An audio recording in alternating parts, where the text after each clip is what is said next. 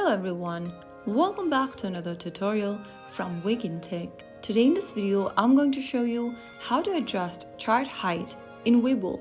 If you spend a lot of time analyzing charts in Webull, having the right chart height makes it easier to read candlesticks, indicators, and volume bars. First of all, launch open Webull application on your device, whichever device you are using, and then log into your account. Once you're logged in, go ahead and tap on the menu button at the bottom right corner. From the options, select Settings. Under Settings, tap on Chart Settings and then scroll down and click on Chart Height. You will then be able to see a little bar at the top, which you can drag on to increase or decrease the height of your chart.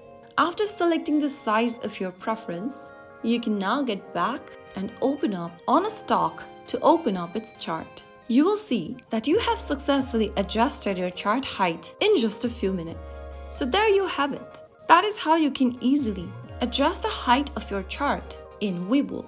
If you found the video helpful, don't forget to like, share, and subscribe to our channel. I will be back again in the next episode. Thanks for watching.